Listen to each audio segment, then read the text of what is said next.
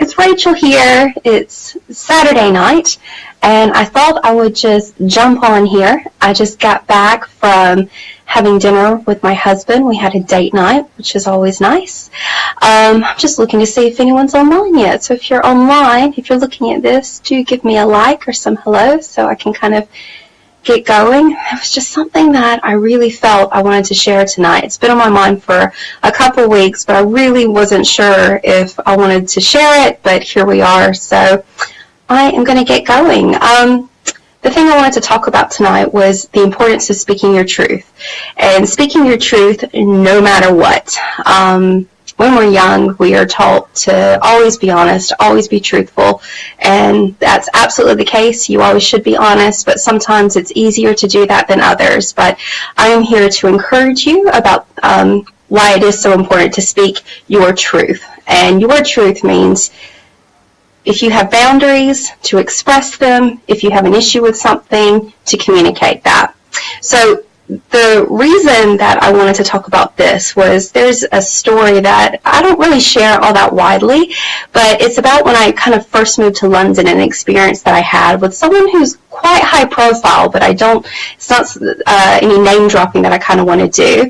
But one of my first jobs in London was a contract role doing PR for a small organization, but one of the people on the board of the organization is quite well known, let's just say, in lots of movies globally, British, global actor. I'm not name dropping, but the point is this person is very well known.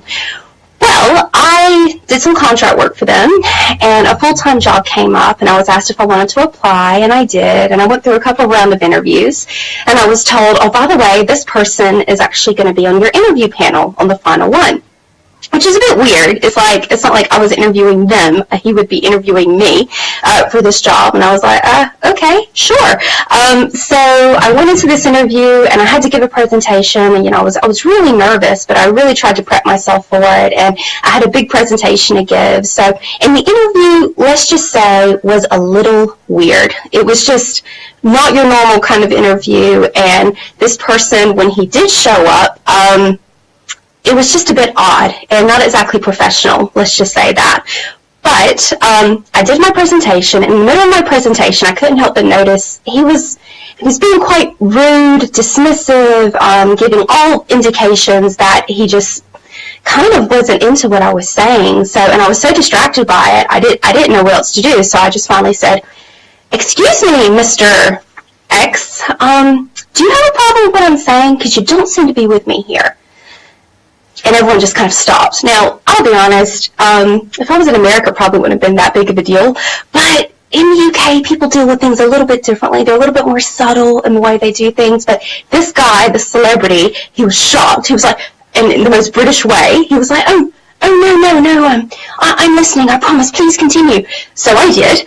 And I was like, okay, cool. And I just kept with my presentation. After that, he was quite attentive and everything was fine. And when the interview finally ended, I tried to shake his hand. He didn't want to shake my hand, and that was fine. I walked out, and I was feeling quite happy with myself because I thought the interview went quite well. But then later, when I shared with people what happened, they were like, "Oh my gosh, I cannot believe you said that to this actor, to this guy." And I was like, "Hello, he was rude to me. He was being dismissive of me." And okay, no, I didn't get offered the full-time job. Shocker, right? But actually, I'm really glad that it happened the way it happened, and I'm really glad that I didn't just kind of let that slide and be like, okay, he's acting odd and rude and dismissive and not being very, very respectful, but, he's known worldwide, and maybe he could, get me in some VIP parties, or maybe I could be his publicist or something like that. I just didn't even go there because I was like, I don't want to work with anyone like that, right? So you teach people how to treat you. And it starts from the very beginning, even in an interview when maybe you don't even get the job because they're not happy with how you dealt with something. But the truth is, I'm not available for that. So the question you need to ask yourself is, what are you available for? So when you speak your truth, it makes people know what you're willing to put up with, and what you allow will continue. So that could be in a workplace, in a relationship, in family issues.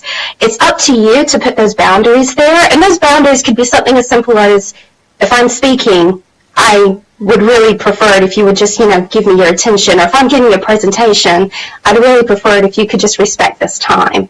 Or whatever. All I knew is I felt like the boundary was being crossed, and I dealt with it the only way I knew how to at the time.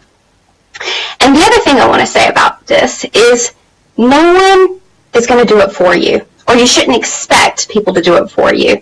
Now, in a workplace context, you usually have a manager. Now, it's really good if you have a manager who will back you up and who will defend you and all that kind of stuff. But actually, oh, hello, Sophie. Good to see you. But actually, you're an adult, so you shouldn't expect anyone else to do that for you, to speak your truth.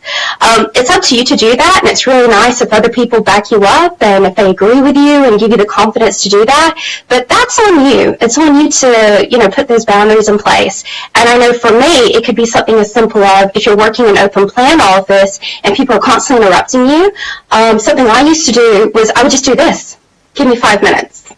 Just give me 5 minutes. Stop interrupting me all the time. And I had colleagues come up to me later and be like, oh, wow, didn't even know I could do that, because I would do that to anyone, whether it was a manager, the CEO, I would do it. I would be like, I'm busy. I'll finish the email and then I'll come back to you.